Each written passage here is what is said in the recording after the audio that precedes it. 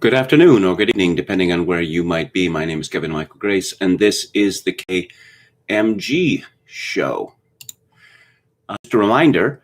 Oh, well, yes, I should mention the date. It is Friday, March the 26th, 2021. In about 90 minutes, I will discuss Joel Kotkin's book, The Coming of Neo-Feudalism, which I don't like to use the word important with regard to books because it's so overused, but this is a truly important book.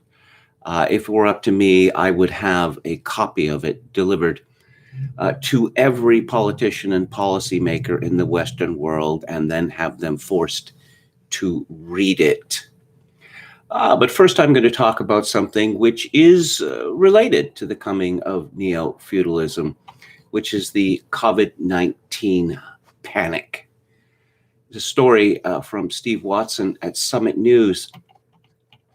British former Supreme Court Judge Lord Sumption has warned that social controls brought about by the coronavirus pandemic may be kept in place by governments for up to a decade.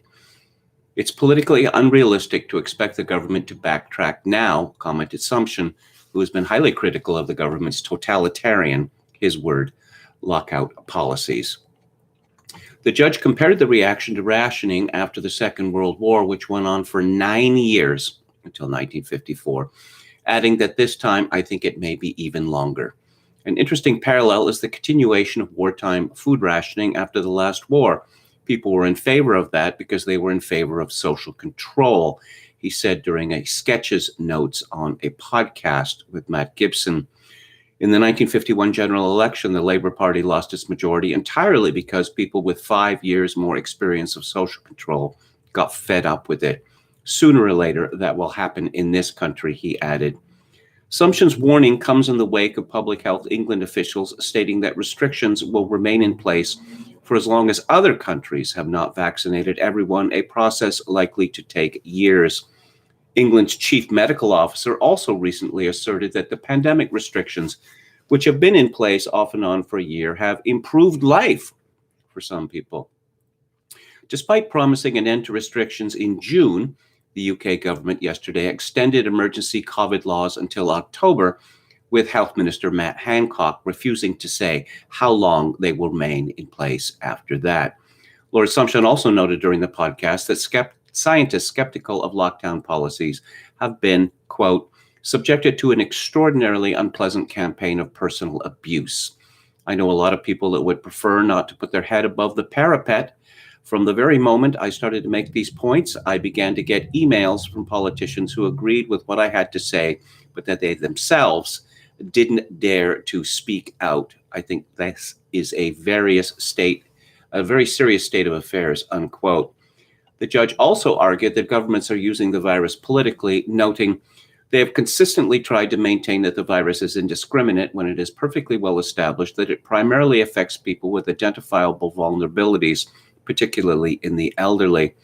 Speaking about the draconian crackdown on anti-lockdown protesters, Sumption said people ought to be entitled to voice their differences, adding, if the only way you can enforce distancing is by beating people over the head with truncheons, then it's not worth it. Now that Brits have allowed society to be permanently deformed, Watson concludes, with polls routinely showing vehement support for lockdown and other pandemic rules, things are never going to be the same again. Having allowed the precedent that the government can put the entire population under de facto house arrest on a whim, look for the policy to be repeated over and over again with different justifications that have nothing to do with COVID-19. As we have previously highlighted, one of those justifications will be man-made global warming, with climate lockdowns set to become a regular reality.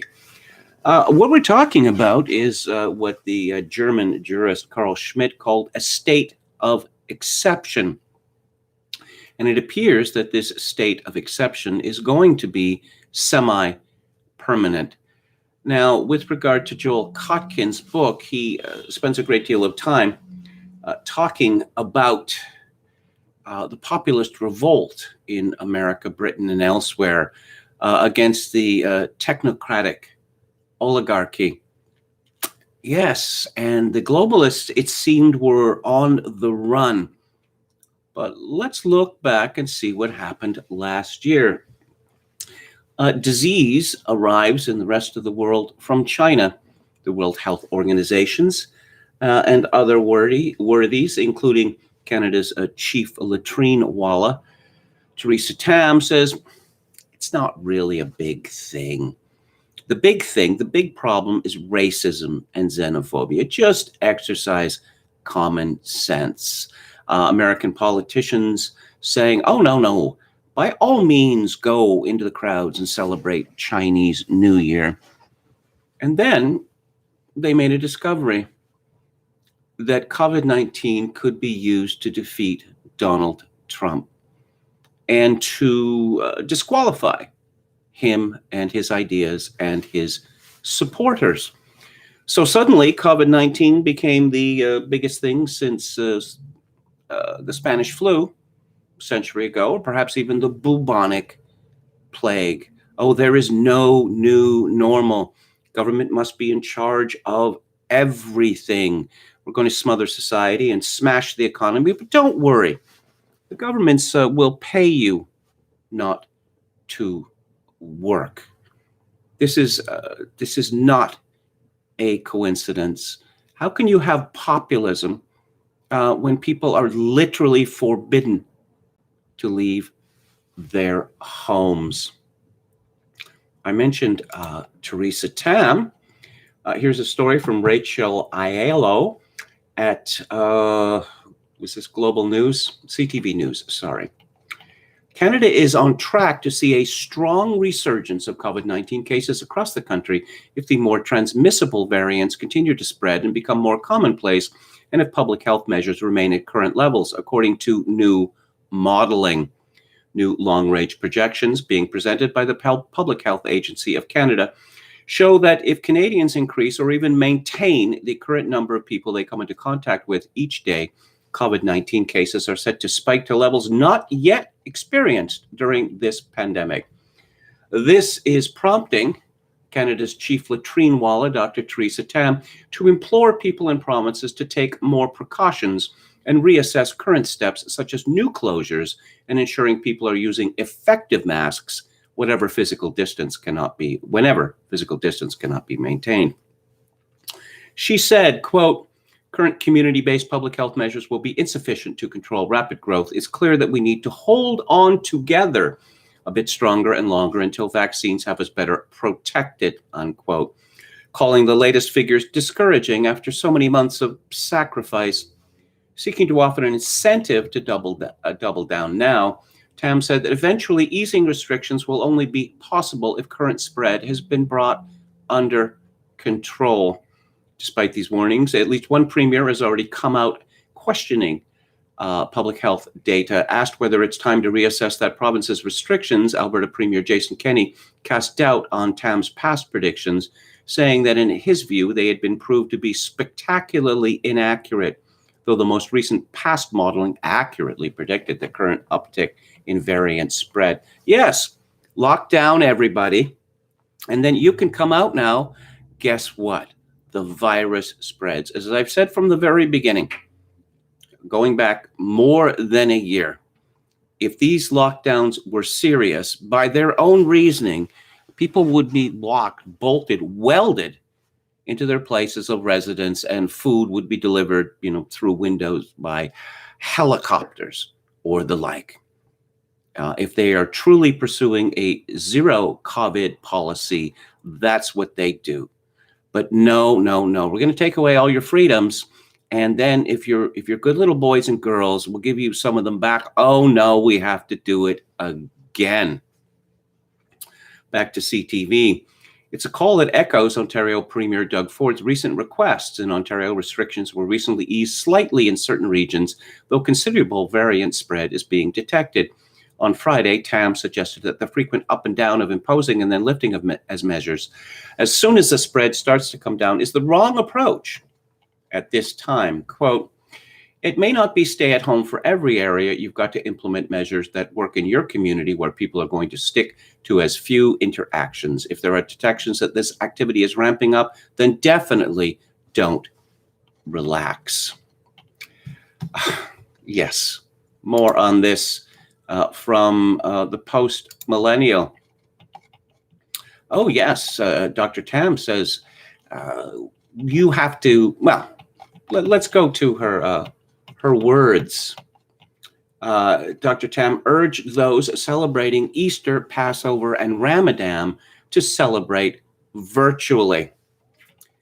Do you think that it's a coincidence that COVID-19 has resulted in the direct suppression of religious observance? I don't think it's a coincidence at all.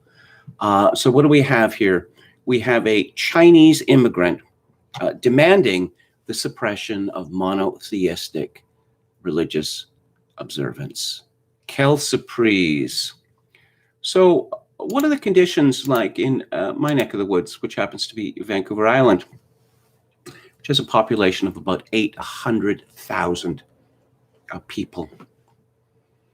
And the restrictions are the same on Vancouver Island as they are in the rest of British Columbia, which is a rather vast territory. So the very latest data from the Health Authority for Vancouver Island, total COVID-19 cases, that's from the very beginning, 3,041. Active, 279. New cases, 45. Currently admitted to intensive care units, 1. Currently hospitalized, 15. Total hospitalized to date, 162. Deaths, 28. That's in a province, in an island, a territory of around 800,000 people. But there is no end to this, apparently. Governments or unelected bureaucrats have decided that they can treat us as playthings. And they just have to scream about the apocalypse and we will put up with it forever. Well, we're not going to put up with it forever. It's funny how these things change, that suddenly everyone is in favor of some policy, and then very quickly these people are in the minority and they are despised for their opinions. Ryan Landry writes at the American Sun, there have been cringe videos going around the internet. They are musical videos of whites excited to rejoin society thanks to the vaccines. The protagonist is an in-shape white living in a very nice home on a nice street, singing about how excited they are to leave their home again. This is a pretty short, informative window into the white liberal mind. Their draconian isolation is a self-imposed feature of COVID life. These people are the most gullible Americans. Subcultures may believe any conspiracy theory or statement concerning their history, but they do push back on statements from the supposed experts when not about broader life. White liberals, especially the centrist types depicted in these videos in upper middle class environments, will buy the screen messaging if from an approved authority. A white will always want to be holy in the authority's eyes. They cannot even listen to the authority clearly. Dr. Fauci, their guiding star, waffled on recommendations, changing from media interview to interview, that's all he does for his job, on what constituted safe moves. The slew of data was what they said they were focused on, the science. This was a lie. What they were focused on were the boxes on their screens listing deaths and cases with no context. They did not see the fatality rate was sub 1%. They did not notice the deaths were overwhelmingly for those over age 75. Facts did not matter beyond the screen's message that everyone must stay isolated because one death would be a tragedy. Landry continues, they treated every meeting as if it were a high-risk event of catching a virus. Simple math would tell them that less than 1% of Americans had it at any time, and if 2 people are not sick, they have nothing to fear. Even if they caught it, unless a high-risk individual, they had nothing to fear. Their isolation was all their choice. There was no using facts and logic to get through to these people. These are the people that pride themselves on being educated and informed, yet they were the most misinformed people for the last 12 months. The other implication is that these people turned something that should have been a factor in decision-making and turned it into the only factor in decision-making. The relationships they had with friends and family did not matter. The quality of life their low-risk teenagers and toddlers had did not matter. The only thing that mattered was showing they took the virus seriously and that staying alive in the face of a minuscule risk was what was important.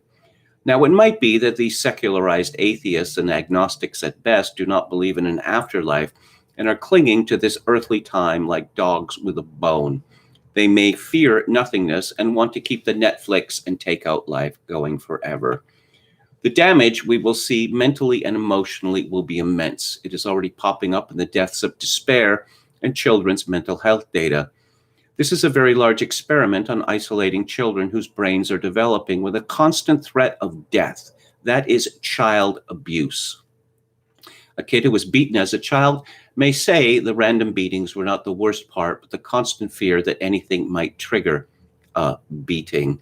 Landry concludes, I hope you carried on where you could these last 12 months. I hit the gym when mine reopened. We saw friends, my kids played with friends, did school sports, and we took small vacations to places open. I know this was not available to everyone because of my social circle in the Northeast. I remember smiling and saying, and to relatives who FaceTimed and asked why I didn't have a mask on in a picture at an outdoor event. I get why the politicians did it. They wanted Trump out. I'm more sickened by the people who enjoyed their enslavement and one-upped one another with their tales of isolation. Maybe their children will forgive them, but they won't forget. Let's go to the chat.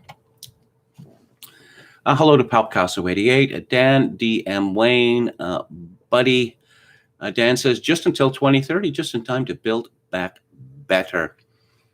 Prussian Juncker 1 says the critical race theory camp now and talking about how normies don't really understand it. Hello to Chogokin 666 who says goalposts. Gamian says, Kevin, did you hear that Bill Gates has plans to dim the sun and cool the earth? Yes, I talked about that 2 days ago at some length. Hello to Hikma Warrior and to our valiant moderator, Chad Chadson. Thank you for your service. Hello to William Hicks. Okay, bubonic plague is said to have come from, via the Silk Road route into Europe. Indeed. My strange new respect for David Icke, says Hauper. That's misguided. That guy is totally bonkers, but even a stopped clock, as they say, is right twice a day. Palpicasso88. He's talking about the video, and it's a very popular video. It's this family, husband, wife, 2 children, that makes videos. I suppose they're supposed to be satirical or mildly satirical.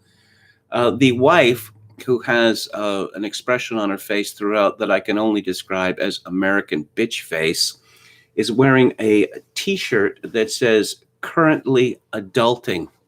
Millennials, they're so funny.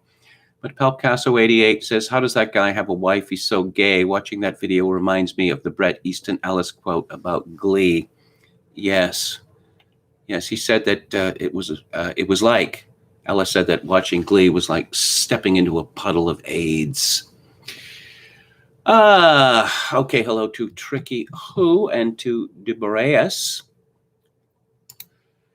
And Joker666 has listened to Keith Preston's show, and him and his guests have the most pedestrian views on COVID. These are anarchists. Hickman Warrior says Trump was on Fox last night, was very polite. G.C. Stahl says that Mark Tauhi of News Talk 1010 suggested listing those who refuse the jab and calling them stupid. I pointed out some doctors and nurses are also pushing back, citing lack of testing. British American says, read the press conference yesterday. Biden objectively now is demented too. Ergo, the Democratic brain trust knew this all along. How did they expect to win the election? And number 4, I won't mention for reasons I've mentioned previously. It would get me kicked off of this stream. And, oh yes, apparently there's some boomers out there who are not sufficiently terrified This is from the Wall Street Journal. Vaccinated seniors cut loose and take flack from offspring. Adult children struggle to rein in parents gleefully resuming social lives. I want to control them, but I think I'm going to lose this battle. As soon as he got his second COVID-19 vaccine shot, Richard Burstein, 85 years old, well, I suppose he's older than a boomer then, retired lawyer from Willamette, Illinois, booked a flight to Florida for a date. He met up with Roberta Rubin, 84, who was also recently vaccinated, one of three women with whom Burstein regularly goes to dinner in Vero Beach for 2 weeks of sunny strolls on the sand and chats about books. Burstein has also joined a Romeo group, retired old man eating out, and plans to join a bridge club. For the last year, my social life was zilch, Burstein said. It feels like I'm getting my life back. We can't have that, can we? Bridge used to be a very popular game. It was still a popular game when I was young. I think it's a great game. It's a great social game as well. It's a shame that people don't play it anymore. Sports and COVID from John Ziegler at Mediaite. Sports and its media should be leading the way to normalcy, but instead they are blocking the path. As the data continues to indicate that the pandemic is currently fading in the United States, it has counterintuitively never been more obvious that we are nowhere near returning to societal normalcy. The devastating damage done to the American psyche by a year's worth of incredibly one-sided, relentlessly pessimistic, and often misleading media coverage has created a psychological quicksand from which there will be no easy or speedy recovery. There are many forces that have the potential to radically change the outlook of the large proportion of the public, which is still unreasonably terrified by COVID, but most of them, like the experts, have dramatic personal conflicts of interest, which make it very difficult for them to do so. One area of American life that would appear to be a rare exception is the realm of sports. But this past weekend made it all too clear that they are actually a significant hindrance to the already snail-paced progress we have made in getting back to real life. On the surface, sports would be ideally suited to being a very significant groundbreaker in this movement. After all, young athletes are the demographic least vulnerable to the virus, and major sports organizations depend on large crowds and television ratings to make their business model work. But instead of leading the way toward normalcy, it is now obvious, despite having a full year to understand the true realities of this situation, sports may be a more influential blocker of this path than even Dr. Anthony Fauci.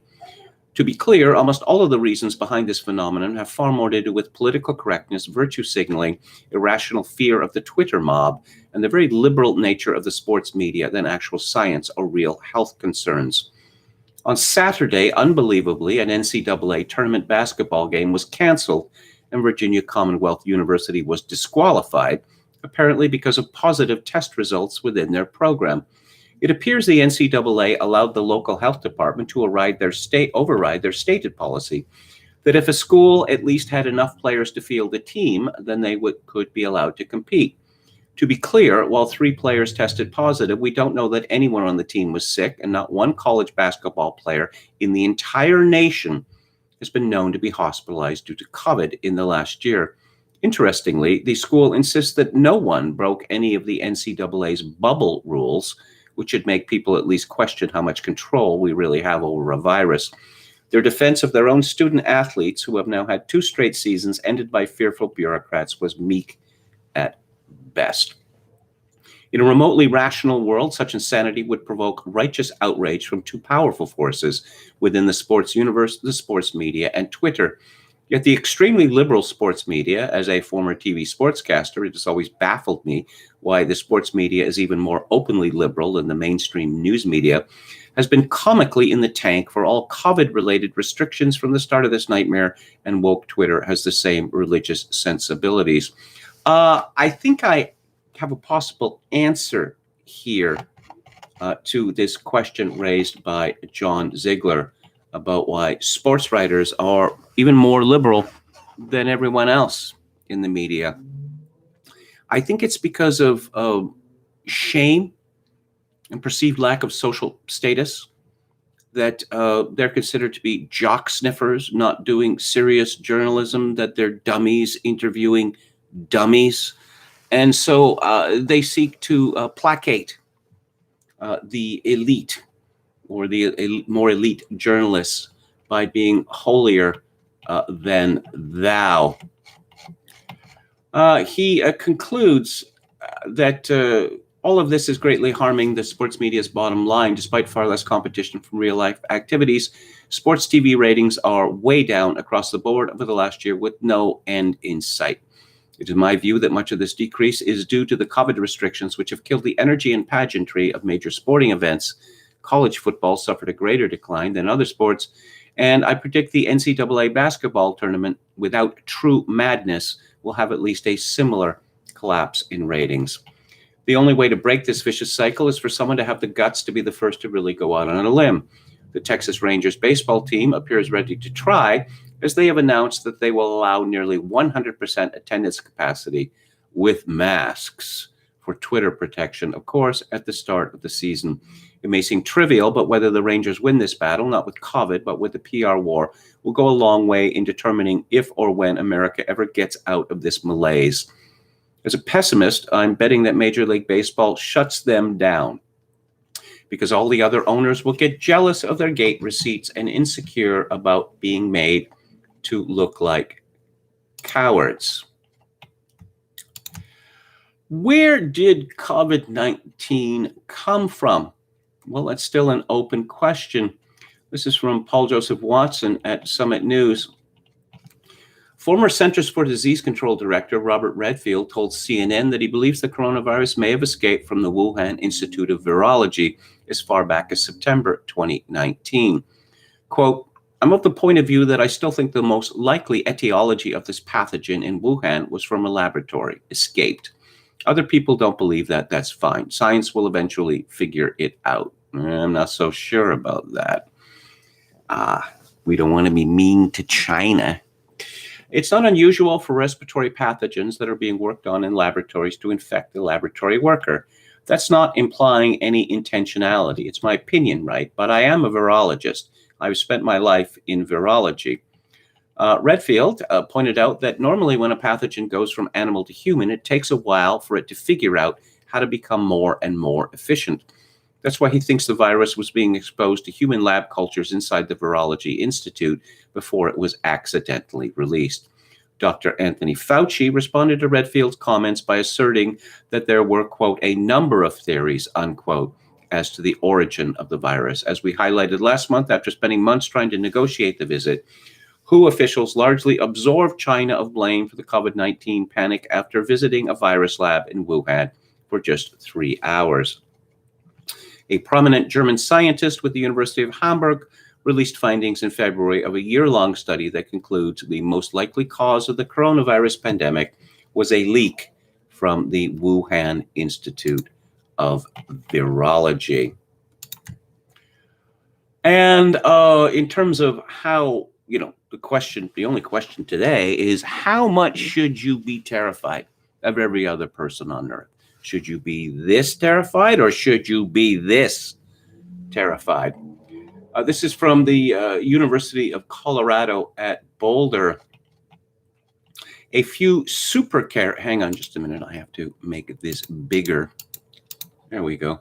A few supercarriers with off-the-charts viral loads are likely responsible for the bulk of COVID-19 transmissions, while about half of infected people aren't contagious at all at the time of diagnosis, suggests a new CU Boulder analysis of more than 72,000 test samples.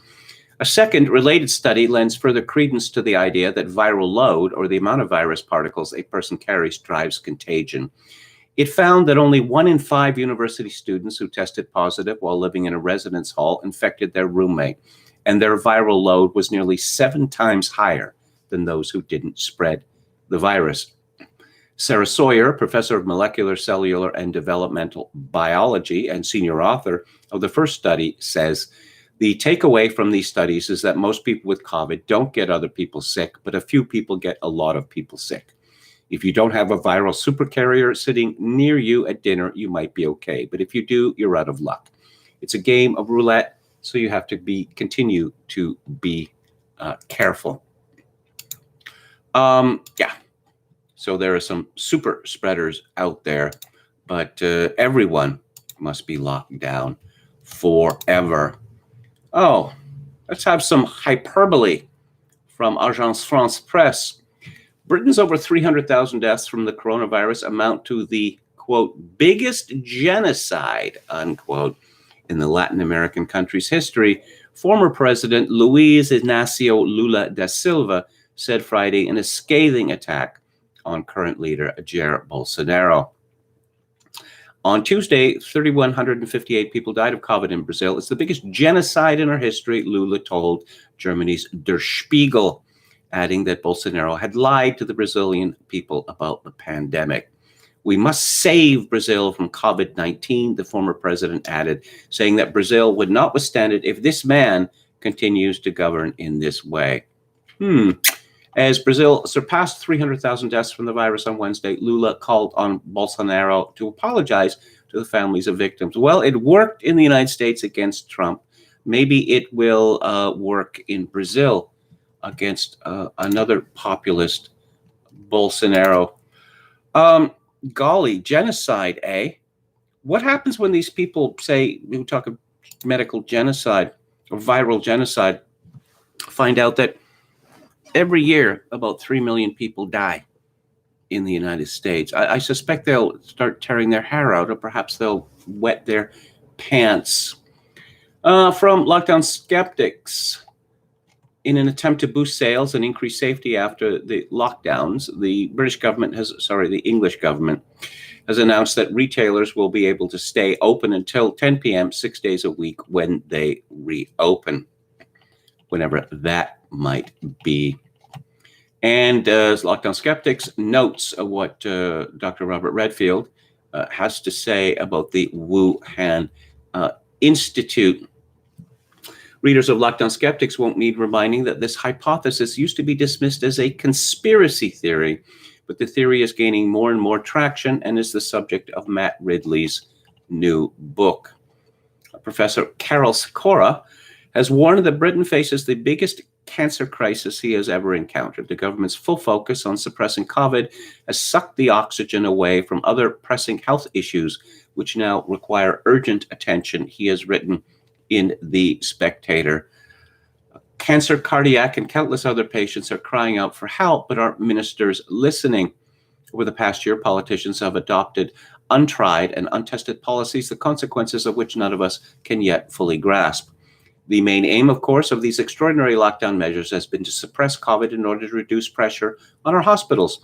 That has been the metric on which government approval has been judged. Whether or not you agree with every restriction, it's clear that this focus has sucked the oxygen away from other pressing health issues. COVID required a response unlike anything we have seen in modern times. Well, was it right that this happened at the expense of so many other illnesses which have torn apart millions of families? Too often it has been framed as COVID or cancer. It does not need to be like this.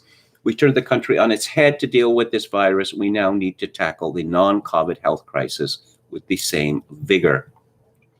Dr. Sikora writes, I've been a consultant oncologist for 40 years. I thought I had seen everything, but make no mistake, this is the biggest cancer crisis I've ever encountered. While daily updates on COVID case numbers and deaths give a picture of the grim toll of the pandemic, cancer just doesn't work like that. A delayed diagnosis can turn an 80% survival rate into 20%, and that is over a matter of months, not years.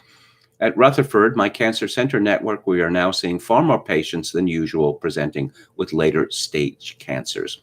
Lives have already been lost, and the insidious, relentless nature of cancer will mean that it will continue for some time.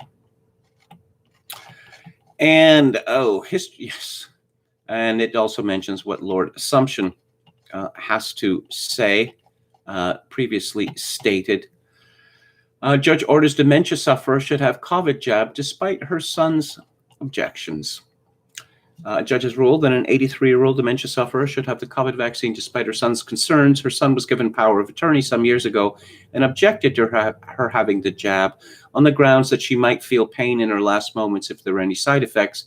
He said she has not got that long left anyway. Yeah, well, as I joked a couple of days ago, we may yet start giving the vaccine, or mRNA, it's not really a vaccine, but never mind, the jab, as everyone has called it, we may yet make the jab mandatory for babies in utero. Can't be too careful. And finally, on this subject, as ever, I will go to Alex Berenson's Twitter feed. You know, with the lockdowns and the face masking and the social distancing and all the rest of it, this is very much of a piece with the neo-feudalism that Joel Kotkin wrote a book about, and I will discuss in about an hour. I really think it's got to the point of speak now or forever hold your peace. Alex Berenson tweets, the coronavirus 3 to 6 times as deadly as the flu based on worldwide IFR death estimates. The coronavirus vaccine 500 times as deadly as the flu vaccine based on VAERS reports per fully vaccinated person. It's not the flu vaccine, bro. He continues, and sorry, vaccine propagandists, this is not misinformation, disinformation, or datinformation. It's simply the truth, and people are entitled to know it for themselves before they or family members are vaccinated. Oh, it was a story from NPR. Misleading facts fuel COVID-19 misinformation, evade social media. Berenson comments, oh, those pesky facts. So misleading. 20 reported deaths post-flu shots the last 2 years, 180 to 190 million Americans vaccinated. 2,200 deaths post-COVID vaccine, 40 million Americans have received 2 doses. Yes, there's a selection of stories that Berenson has put together in a graphic. Why are COVID cases rising in Europe despite vaccination efforts? Chile, alarming rise in COVID cases despite vaccination efforts. COVID-19 cases rising despite vaccination program. This would appear to be from Ireland. And is it from Ireland? Yeah, I don't know. Oh, also Israel. COVID cases rise in Israel despite successful vaccination program. And some months ago, I reviewed on the book club Berenson's book Against Marijuana, Tell Your Children, from a reader whose 18-year-old daughter was hospitalized this week for psychosis. I had naively operated under the belief that today's marijuana was not too dissimilar from the pot I experienced in my youth. Well, as I explained in my review of the book, as Berenson says, the strength of marijuana is so more powerful today, both in its natural form and in the form of gummies or whatever. It is so much more powerful than that of, say, the 1970s, that it is barely to be considered the same drug. Did you know that the Canadian province of Quebec is Canada's Alabama? Pretty shocking. There is a story on this, or an opinion piece by Konrad Jakubuski in the Globe and Mail. No, Quebec is not Canada's Alabama. This story is worthless because it's based on the planted axiom that racism is not only a thing in a scientific sense, that it can be measured qualitatively and quantitatively, let alone systemic racism. It's not. It simply isn't. And of course, Konrad Jakubuski believes that Canada is bedeviled with systemic racism, whatever that might be. He begins back in the early 1990s as the debate over Quebec's sovereignty hurtled towards its traumatic climax. Mordecai Richler earned a reputation as the bête noire of separatist politicians whom he relentlessly baited with his provocative critiques of their and his province. In 1994, the year before a majority of Francophone Quebecers would vote to leave Canada, the curmudgeonly novelist, yes, curmudgeonly is one of those words that's going to have to go on my euphemism list, who put Montreal's Saint-Urbain neighborhood on the map with the apprenticeship of Duddy Kravitz, bemoaned in The New Yorker the climate of subtle, nonviolent ethnic cleansing that had led thousands of Anglophones to flee the province since the Parti Québécois government adopted the Charter of the French language in 1977. If anything, Richelieu only helped the sovereigntist cause by invoking a horrific term associated with the 1992-95 Bosnian War to describe the treatment of Quebec Anglophones. Qualifiers notwithstanding, he managed to mobilize all of Francophone Quebec to get behind their leaders in rejecting what they maintained amounted to a slur against their province. In his defense, Jacobuzzi writes, Richelieu loved Quebec. There's nowhere else in this country as interesting or alive. I've read a lot of Mordecai Richelieu. He may have loved Quebec, a particular type of Quebec, but the Quebecois he hated with a passion. The women were good for sex and the men were good for nothing. He thought that the very idea of the Quebecois finally being in charge of their province was preposterous. It was risible. Jacobuzzi continues, flash forward almost 3 decades, and it seems little has changed. French-speaking Quebecois still unite to defend their province's honor in the face of criticisms leveled against it by non-Francophones. Only now it all happens on Twitter and at a pace unfathomable during Richelieu's era, when the long gaps between articles allowed for some cooling off time. Nowadays, you practically need to quit your job just to keep up with the muck. Oh, I should mention that Richelieu notoriously compared Quebecois women to sows. Yes, that was the exact word he used, sows. At the time, I asked the question in print, what kind of animals do sows produce? This week, Prime Minister Justin Trudeau called timeout on Quebec bashing after a series of tweets by University of Ottawa law professor Amir Attaran, describing the province as, among other things, the Alabama of the North. This set off a wave of recrimination, led to the adoption of a National Assembly motion denouncing the frequent hateful, discriminatory, and francophobic, wow, that's a new one to me, attacks of which the Quebec nation is regularly the object within Canada.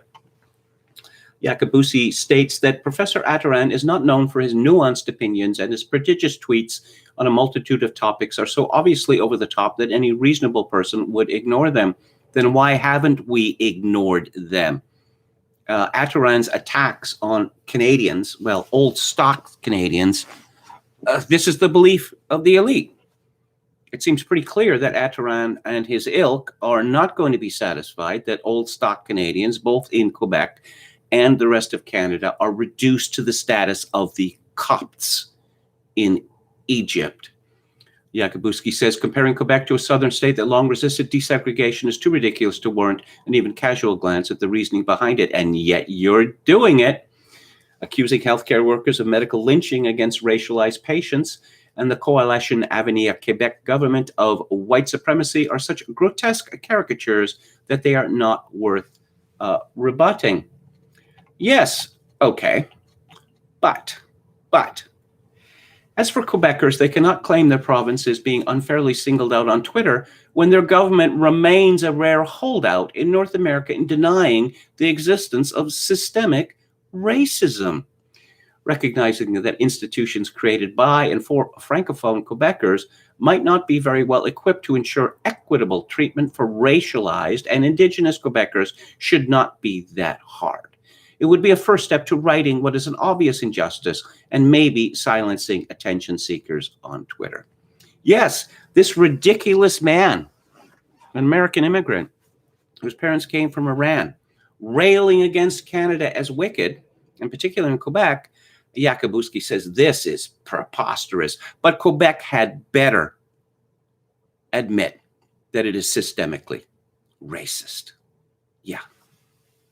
See, when you stop using the word racism, racist, it has no efficacy. You are admitting surrender if you are a white person, if you use that word, if you accept these terms as having any efficacy. We have another piece on this ongoing scandal from Chris Selly at the National Post. Don't you start with the Quebec bashing accusations, Justin Trudeau. The Prime Minister knows very well allegations of systemic racism aren't unique to Quebec. He levels them at his own government. Yes, it was just in the last year that the RCMP was bullied into admitting that it was guilty of systemic racism. Selly writes, as this is want, University of Ottawa professor and Twitter fanatic Amir Attaran has been infuriating people. This time he tweeted mean things about Quebec. It is led by a white supremacist government. It's the Alabama of the North. He accused hospital employees caught on video verbally torturing Joyce Echaquan, the 37-year-old Atacamic woman who died in a Laurentière hospital last year of carrying out a medical lynching. But let's get to the... I'm glad to see that Selly admits that the University of Ottawa sticking up for Attaran and getting on its high horse about freedom of speech and the like is preposterous. Freedom of expression is preposterous. Many in Quebec who deplored the suspension of University of Ottawa professor Verushka Lieutenant Duval for using the N-word in an academic contest now want Attaran's ears boxed. 4 years ago, some of the same people successfully demanded Andrew Potter's departure from McGill's Institute for the Study of Canada for saying a malaise was eating away at Quebec society. Also, in practice, Fremont of the University of Ottawa, who was happy to throw Lieutenant Duval to the wolves, she was later reinstated, is in no position to be making such pronouncements. If anyone's behaving a little differently than usual in this rote performance, it's Trudeau. Enough the Quebec bashing, he said at the press conference, borrowing a phrase most commonly used by nationalists, including against him and his government. When it comes to harsh allegations of racism against Canadian institutions, Quebec bashing is largely a misnomer. Trudeau knows very well they aren't only directed at Quebec and Quebecers. In 2017, the co-founder of Black Lives Matter Toronto called Trudeau a white supremacist terrorist. Reactions to Trudeau's blackface problem were replete with such charges. Among Indigenous activists, the terminology of structural racism is de rigueur, and Trudeau uses it himself. There is systemic discrimination in Canada, which means our systems treats Canadians of color differently than they do others. He said last year, responding to protests over the death of George Floyd in the hands of Minneapolis police. Minneapolis is in the American state of Minnesota. It is not in Canada, but apparently it doesn't matter.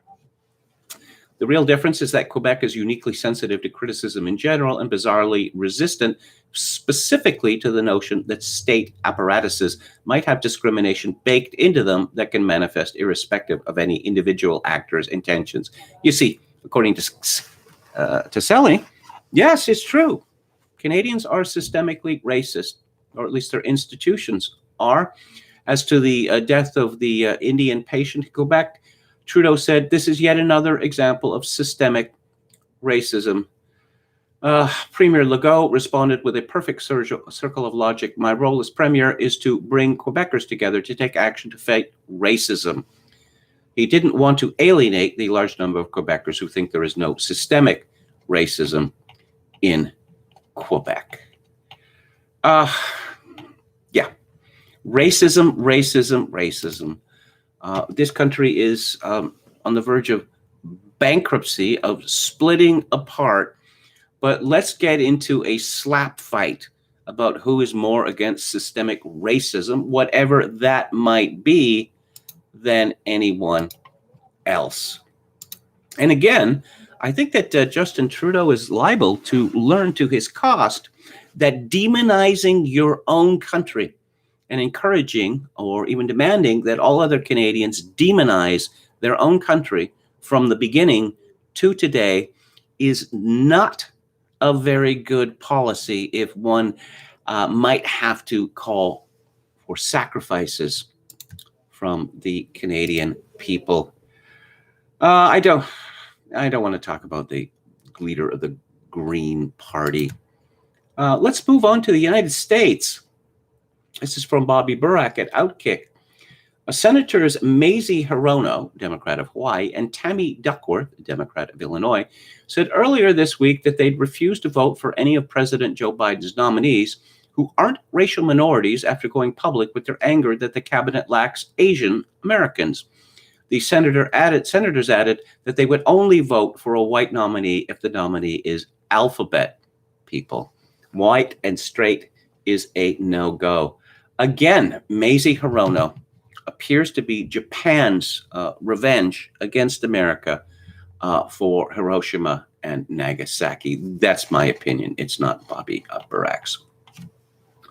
Duckworth and Hirono have backed off after a tense exchange between Duckworth and a top Biden aide earlier in the week. In response, the White House agreed to add a senior Asian American and Pacific Islander liaison. So the threat may have been less of a warning for now, but moving forward, the two senators will cite racism and cause chaos among the party if the Biden administration doesn't follow their requests.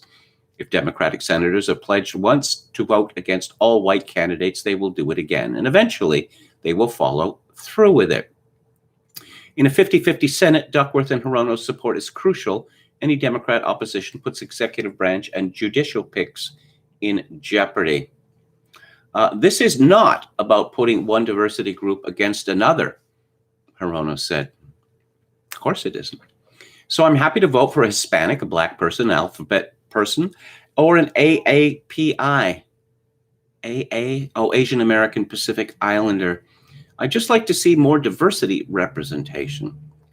The commentator says, I'm not exactly sure how adding more Hispanic, black, and alphabet people candidates help to get more Asian Americans involved, but there you have it. Okay.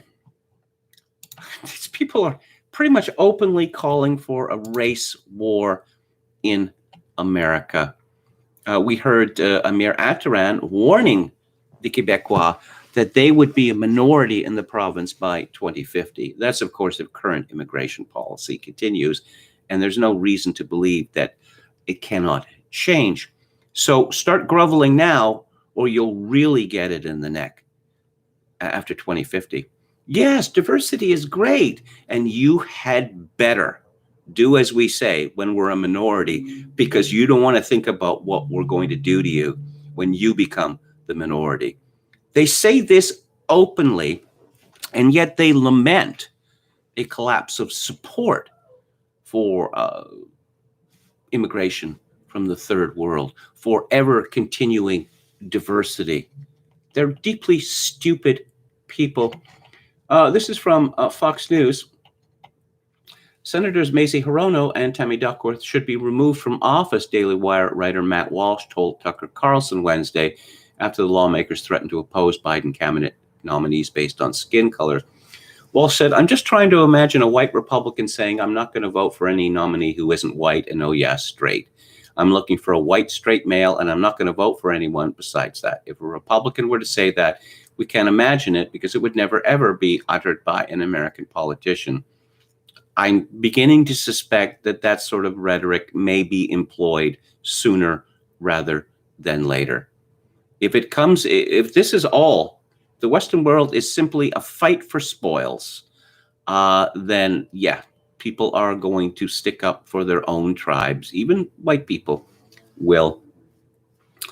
Walsh continued, the left, through critical race theory, is pretty brilliant in an evil and wicked way. They have built into the system an excuse to be racist, whatever that might mean, because it is part of critical race theory, and our kids are indoctrinated into this stuff from the age of 5 on up. They are told it doesn't count if it's against a white person, and people begin to believe this, which is why it is so important, not just for conservatives, but sane, rational, normal people who are opposed to racism. It's important for us to call this out and also to name it. To call it what it is, this is specifically anti-white racism, which is now the only acceptable form of racism in the West. That's what it is, and it's a scourge, it's evil, it's wrong, and we need to call it what it is.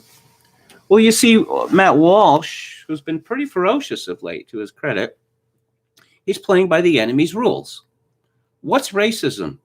Oh, they're going to tell us what it is and how it can be qualified and quantified. And they're the only people who get to decide what it is. By definition, minorities cannot be guilty of racism against white people. Whether they can be guilty of racism against other minorities Well, that young woman who was appointed the editor of Teen Vogue and had her job taken away, it would appear that accusations of racism by minorities against other minorities is very much a thing, which demonstrates, as I've been saying for some time, that intersectionality leads to the war of all against all. Just stop talking about racism. It's a term of no efficacy, and it is a surrender to people who want to harm you.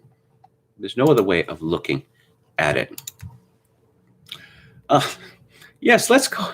Let's examine one of America's most shocking mass murders, and perhaps the greatest act of racist hatred. Sorry, in America since what supposedly happened in Tulsa 100 years ago.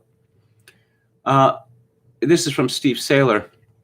A woman called Lady Down in Texas says on Twitter, "I am the daughter of the Grand Dragon of the Ku Klux Klan. 43 years ago, my father massacred 30-plus Vietnamese shrimpers in Rockport, Texas. I've been fighting to tell what I know, and so far I've been unsupported." The actress, well, she used to be an actress, Patricia Arquette, responded, "Thank you for bringing the truth to light." Lady Down in Texas continued, "I listened to my father's blubbering confession of murder to my mother. She wrapped her small body around his massive torso while his confession poured out. He said he boarded their boats and killed them with knives. 30-plus Vietnamese men and boys. One man killing 30-plus men and boys with knives on multiple boats? Some sort of Superman," her father was.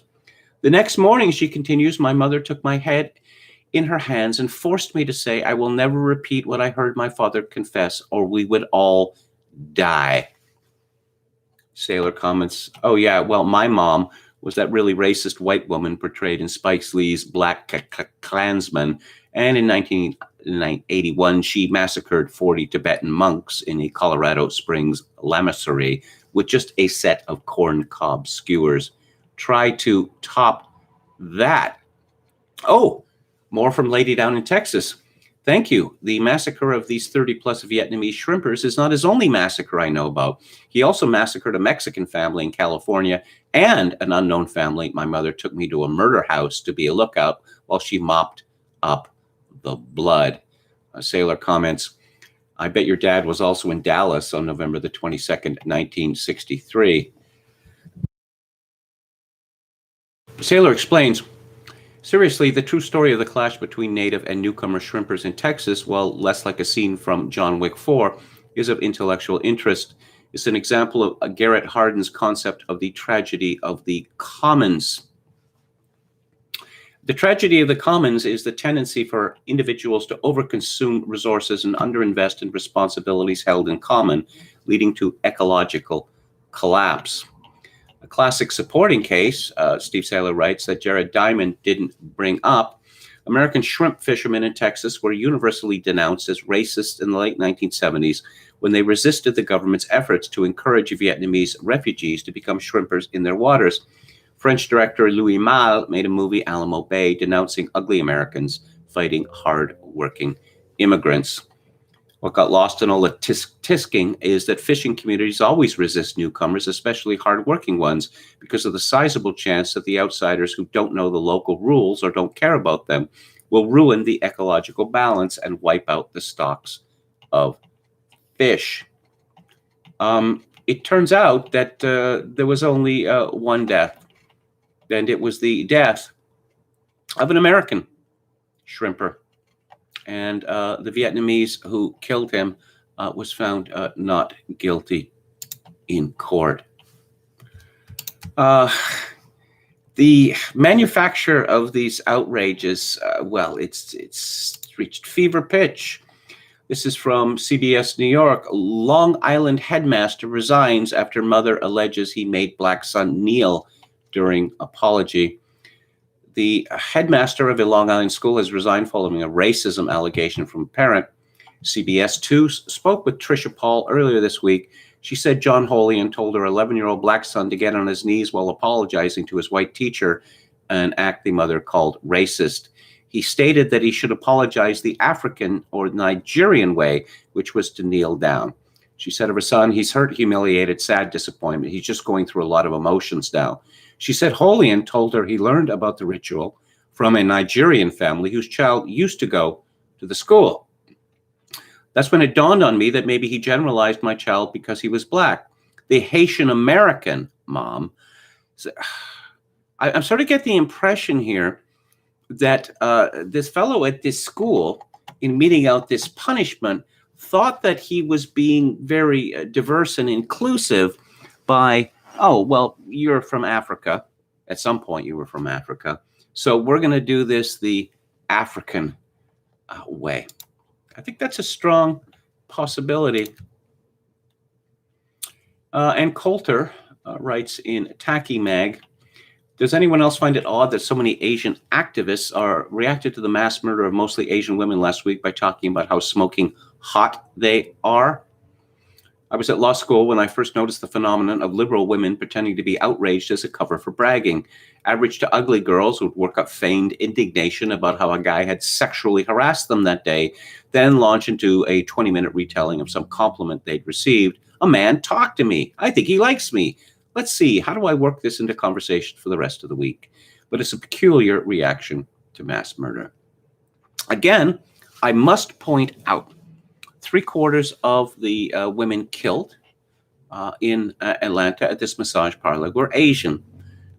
Now, this could be an anomaly, but it suggests something of which there is considerable anecdotal evidence already, that a very large, hugely disproportionate number of the women who work in massage parlors, which are brothels, houses of prostitutions, are Asian. Has any reporter done any research into find out whether this is true? Well, no, they haven't, because once again, this would raise unpleasant questions about immigration and sexual slavery. Coulter continues, now that a white supremacist mass shooter, check that, it turns out he was a radical Islamic Syrian refugee, has committed a different mass murder in Boulder, Colorado, will we see hippies on TV denouncing the assumption that Birkenstock wearers are all sex gods? No, of course not. Only liberals would think an appropriate response to an infamous crime is to talk about how sexually desirable they are. Liberalism makes everyone stupid. Thus, for days after the fatal shooting of 6 Asians and 2 whites at massage cum sex spas in Atlanta, Asian activists and professors blanketed the airways to demand that white men stop treating them like sex objects whom they fantasize about, they want, they covet. Newspapers were chock-a-block with first-person accounts of Asian women being salivated over by white men. Christine Leewag Dixon modestly began her tale of oppression for the Washington Post, The Lily. When I was 16, a boy I thought was my friend said, I can't figure you out. Asian girls are either smart or hot, but you're both.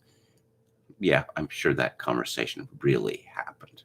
She's older and married now, but still cherishes this comment from high school.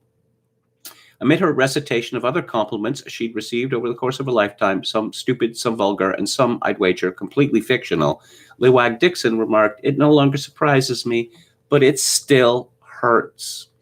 Coulter comments, well, naturally, who wouldn't be hurt to be called both smart and hot?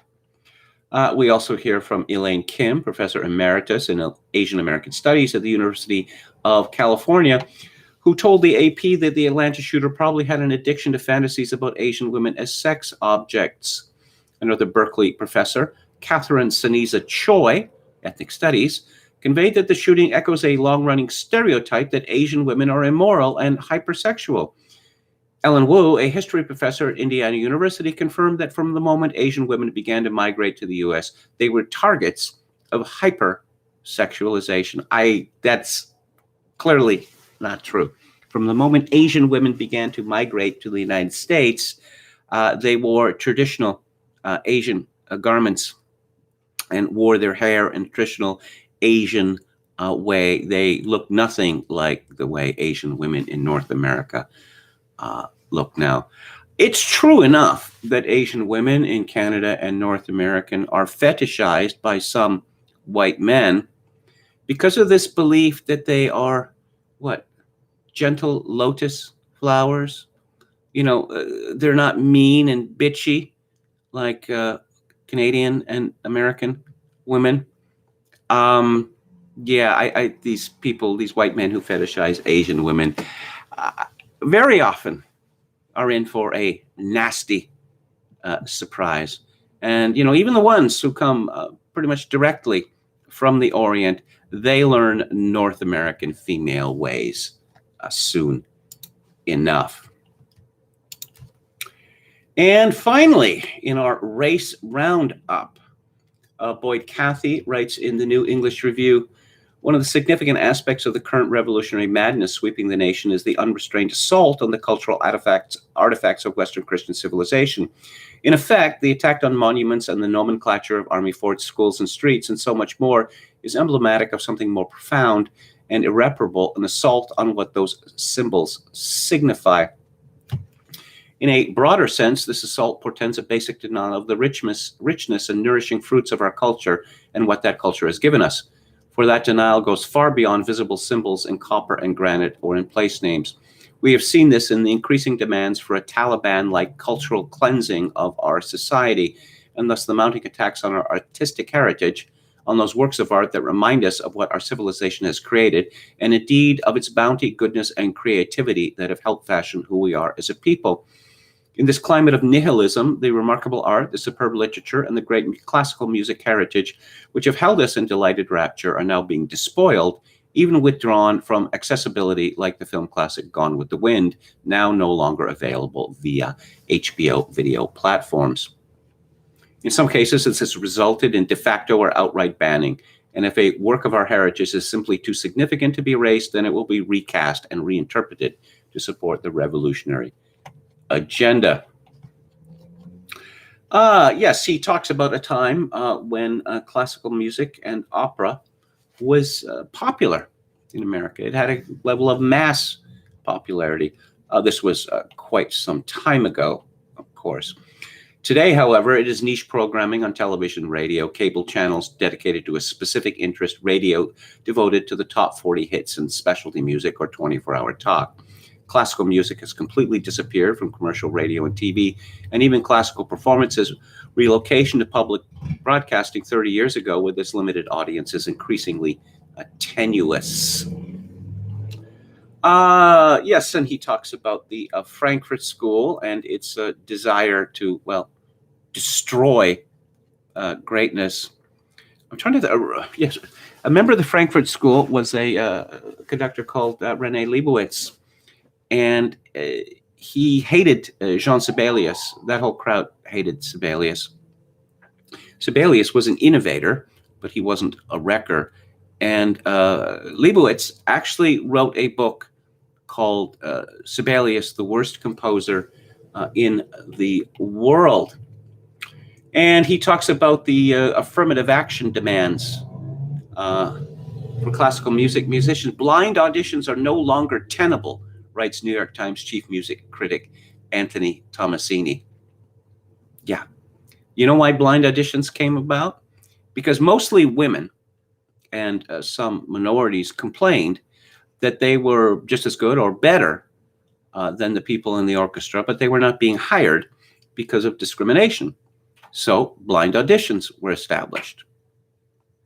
But now we can't have blind auditions because that doesn't lead to a situation where an orchestra says, well, this guy's in the, he's okay, but he's not good enough for our orchestra, but we got to hire him because he is black. Now, there are plenty of minorities in American and Canadian symphony orchestras. They tend to be Asian women, but that's not diverse enough. This question is especially pressing in opera, where demands for more Black and minority personnel, singers, staff, company board members grow. In particular, there is hostility to whites fulfilling blackface roles such as Otello and Giuseppe Verdi's opera of the same name, roles which have traditionally been assumed by the best vocalists and not based on race. In other words, a Placido Domingo who is white and whose Othello is one of his signature roles would be, by this standard, partaking in racism. Indeed, Joshua Barone, again in the New York Times, labels intentionally renowned Russian sopranos Anna Netrebko's defense of the practice as racist. The eventual kiss of death for an artist. Well, I have to say, I'll take that bargain. I'll take that bargain. We won't have white people singing Othello anymore. On the other hand, roles which are written for white people can only be sung by white people. I don't want to see any more black people in Mozart's opera. I just, just to clarify, I had no problem with this previously. Now I do have a problem. Because it's clear this has nothing to do with authenticity. It is simply anti-white hatred. Oh, and Beethoven was black. Of course he was. Mozart's comic opera of genius, The Abduction from the Seraglio, which playfully makes fun of Islam, was recently heavily censored and its lines rewritten by the Canadian Opera Company. For that production north of the border, the company had some bright woke scribbler rewrite the dialogue in order to remove racist and anti-Islamic language. But then, is it still Mozart? What was it? Back in the 90s, this authentic music organization in Canada just had success in selling records. I wish I could remember his name. It's not important. They put on a performance of J.S. Bach's St. John's Passion.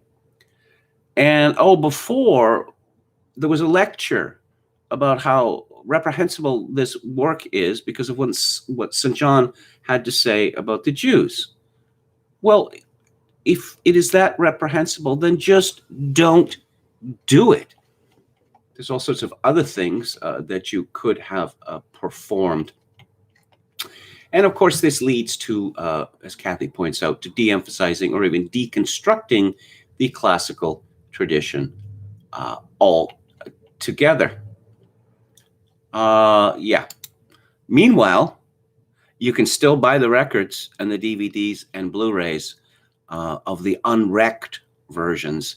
So I would recommend that if you're interested in that sort of thing, hurry while you still can. Oh, and I don't normally talk about Ezra Klein, but I will today. He has a podcast with the New York Times now. And he's talking about these wicked Republicans. We've done some shows recently with Republicans who are trying to change their party, to push back towards policy, and in some cases, push it back towards empirical reality. Yes, Ezra Klein, empiricist par excellence. Check out episodes with Yuval Levin or Ramesh Ponnuru to get a sense of what I'm talking about. But for now, the Republican Party is not what these reformers wanted to become. Oh, what a shame. We are living with the Republican Party we have, not the Republican Party many might want. You have your own party. Why don't you stick to that? So what is that Republican Party, the real Republican Party, the Republican Party that loves Donald Trump and wants to see him run again? What does that Republican Party believe? What do they prioritize? What do they emphasize in politics? What do they think all this is even about? Well, they went to Kristen Soltis Anderson, a Republican pollster and author of the Selfie Vote. She's also a Fox News contributor. So, yes. What's it all about? Your firm conducted an interesting poll that asked people whether they believe politics is about, quote, enacting good public policy or is about, quote, ensuring the country's survival as we know it. Only 25% of Republicans said it was about enacting good policy, and almost 50% said it was about survival as we know it. Why? Is Ezra Klein really that stupid? Has he not noticed the neo-feudalism? Has he not noticed the war on whites, the eliminationist language used against whites now on a daily basis by so many, by members of the elite? Does he secretly approve of this with him not being white, or so he believes? Let us go back to the chat. Hickman Warrior says opinions are not reprehensible, they are opinions. A favorite Sibelius symphony, says, ask Hauper. Well, for the longest time it was number 5 because of its heroism. I would say now it's number 6, I suppose because of its austere beauty. You know, Sibelius got into an argument, not a quarrel, but an argument over with Gustav Mahler. They were contemporaries over the purpose of the symphony. And Mahler thought it should encompass the world. And Sibelius very much disagreed. He said of a 6th symphony, other musicians produce cocktails of various hues. I serve only pure spring water. A British American asks, I would also like to hear KMG's opinion of Robertson Davies and whether he's wearing pants or not. Yes, I'm wearing pants. Do I have to show you? No, look, it's not going to work. The camera is not positioned. Can I step back? There, look. There, you see? Pants. I hope I've dispelled that rumor. I know he didn't say the 2nd or 5th as those are my favorites. I like the 2nd a lot. The 1st symphony is, it's too embedded to Tchaikovsky, I'd say, and I can't abide Tchaikovsky. I like the 3rd. I love the 4th, which is even more austere than the 6th. You know, Karajan. Now, Karajan holds a special place among Sibelians. Sibelius once wrote that Karajan is the only one who understands my music. He said that Sibelius's 4th was one of the 3 great works that say no. And the others on that list besides Sibelius's 4th would be Brahms's 4th Symphony and Alban Berg's 3 pieces for orchestra. Not fond of Pyotr Ilyich. Look, as far as a tunesmith goes, I don't think there's anyone better than him. He just has terrible, terrible bad taste. And the level of self-pity in his works it's unbearable. Now, Mahler's works are full of self-pity, but there's a rather ironic quality to it. Okay. What else do we have here? No, or was it the Russians who invaded Finland? They were in league at the Nazis at the time. Yes, indeed. Finlandia, it's an early work. It's rousing. It's not great Sibelius. Sibelius was really he was a late bloomer. It was only, with his violin concerto that you begin to see great Sibelius, and he didn't really truly ascend to greatness until he was, 40 years old. Not super well versed in Sibelius's, but what I've heard, legend has it, when the Germans invaded Finland, he grabbed the Russians. He grabbed his rifle, went into the backyard, and started shooting at the planes. Well, Sibelius had been, ruined by the First World War, and then by the Finnish Civil War, and now it was all happening again. Listening to KMG and watching the Iceland volcano live stream am I? Okay, let's have a little bit of James Burnham here, and a reminder that shortly I am going to be discussing Joel Kotkin's excellent, necessary new book, The Coming Neo-Feudalism. So we are talking about the meaning of democracy.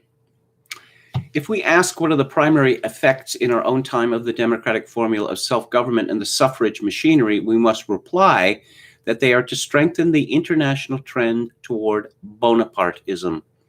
You can what you might call, strongman politics. It can hardly be denied that this trend exists, that it is the most indisputable political tendency of our generation. In every advanced nation, we observe the evolution of the form of government toward that wherein a small group of leaders or a single leader claims to represent and speak for the whole people.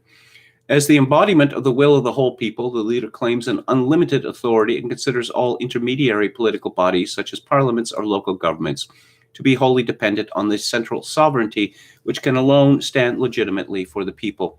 The regime is democratically legalized by the use of the suffrage mechanism in the form of plebiscites. These are the characteristics of Bonapartism. We find them completely developed in Germany and Russia and more closely approximated in England and the United States. Bonapartism is a type of government very dissimilar to what men in the 19th century ordinarily thought of as democracy. Nevertheless, as we have seen, Bonapartism does not violate the formula of democracy nor the place assigned to suffrage.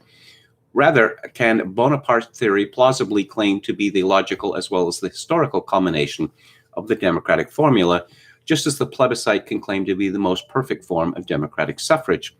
The Bonapartist leader can regard himself and be regarded as the quintessential Democrat. His despotism is simply the omnipotent people ruling and disciplining itself. This is just what the Bonapartist leaders themselves and their spokesmen argue. When democracy is defined in terms of self-government, there can be no convincing democratic answer. When we translate formal meanings into real meanings by the method used in Part 1 to unravel Dante's Politics, the people's century, the common man, become like the people's state in the classless society, variant expressions, the real meaning of which is the century of political Bonapartism, or the Bonapartist state. Striking support for this conclusion is provided by the speeches and writings of Vice President Wallace, who is the major prophet in this country of the Bonapartist mystique. Wallace, it may be recalled, never held elective office prior to 1941.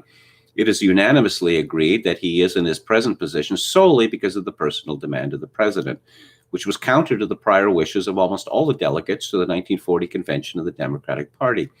Wallace's nomination by the convention and his share in Roosevelt's electoral victory was thus not a voluntary expression of the will of either the delegates or the people at large, but a plebiscitary confirmation of a decision made, in fact, by a leader.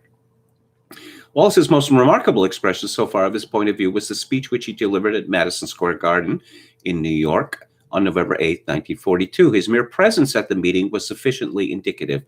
It was organized by a committee created by the American representatives of the Communist Internationale, which called itself the Congress of American Soviet Friendship. Its occasion was the celebration of the 25th anniversary of the Russian Revolution. The press overlooked the detail that the revolution in question was not the revolution against Tsarism, which took place in March 1917, but the November Bolshevik Revolution against the parliamentary democratic government of Alexander Kerensky. The revolution which in its development has led to the most extreme totalitarian Bonapartist government in history. Wallace opened his speech as follows: "We have been helping the Russians celebrate this afternoon a glorious birthday." Only the first three paragraphs of the speech contain any references to the present war. The rest is a comparative social commentary on Russia and the United States and a statement of social program. After quoting some century-old words of Tocqueville on Russia, Wallace discovers that Russia and the United States are far closer than Tocqueville could possibly have imagined. Both, he declares, are striving for the education, the productivity, and the enduring happiness of the common man. Wallace's goal, in common with Russia's, is the new democracy, the democracy of the common man. This new democracy includes not only the Bill of Rights, but also economic democracy, ethnic democracy, educational democracy, and democracy in the treatment of the sexes. I'll just break in to say that Henry Wallace was considered a dangerous communist at the time. But we see that he calls for not only the Bill of Rights, but also economic democracy, ethnic democracy, educational democracy, and democracy in the treatment of the sexes, all of which is now democratic policy, and I suppose you could say Republican policy as well. Certainly the old-style conservatism, Inc. Republican Party. Of these five types which make up the harmonious whole of the democracy of the common man, Wallace finds Russia today to be far superior in four, all but the Bill of Rights democracy. Let us not imagine that this is a Russian defect. Some in the United States, in the context makes clear, that Wallace numbers himself among them, believe that we have overemphasized what might be called political or Bill of Rights democracy. Carried to its extreme form, it leads to rugged individualism, exploitation, impractical emphasis on states' rights, and even to anarchy. And next Monday, I will return to Burnham's thoughts on the state of democracy.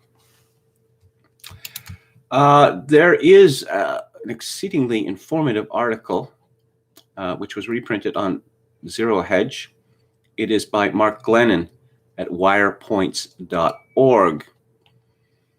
An astonishingly sweeping radical movement to level cities and states is underway, propping up the failures and pounding down those who have been successful. Most everything is being federalized. The role of cities and states, as we have known them as laboratories of democracy, is being eviscerated. It's being financed by both the United States Treasury and the Federal Reserve Bank, who are now joined at the hip in fiscal profligacy. Much of it is proceeding under the false labels of pandemic relief and fiscal stimulus. It's happening at such a rapid pace that the paper of record for government overreach, the Washington Post, fears that, quote, the sheer volume of new programs threatens to swamp federal agencies, unquote.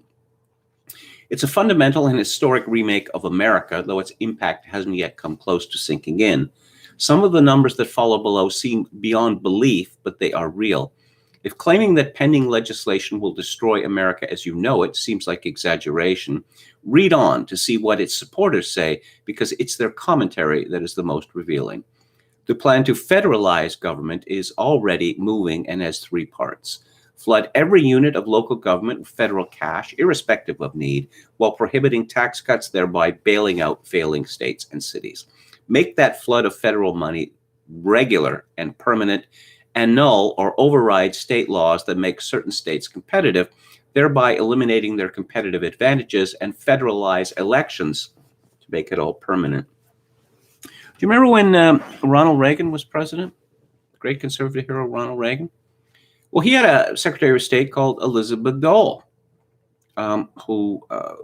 she was the second wife of Senator Bob Dole, the senator from Archer Daniels Midland. And she had this wheeze that the drinking age in the United States must be 21. Well, it's 19 in my province. It's typically, around 18 or 19 most everywhere in the world. But it's got to be 21 in the United States, because that will prevent, college students from getting drunk and doing stupid things, because of course it will. College students have never got drunk and done stupid or deadly things since the drinking age was raised across America to 21 during Ronald Reagan's presidency. Now, of course, this is not the purview of the federal government.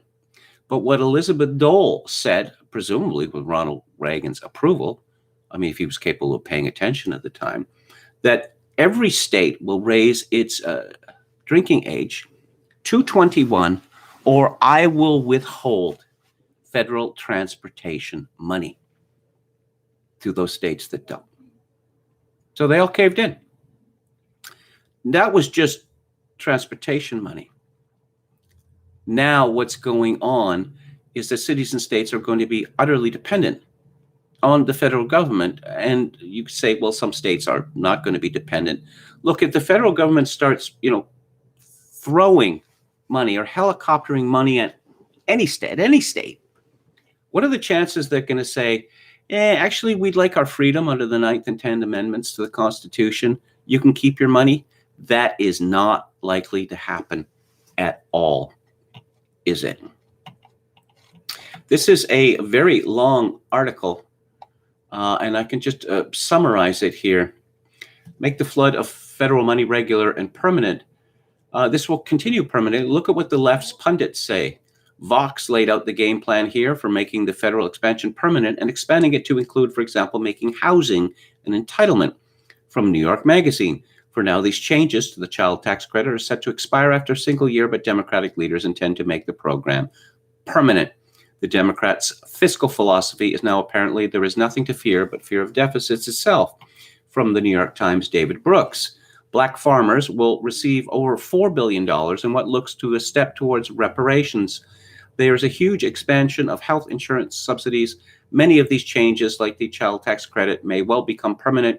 The moment is like 1981, the dawn of the Reagan Revolution, except in reverse.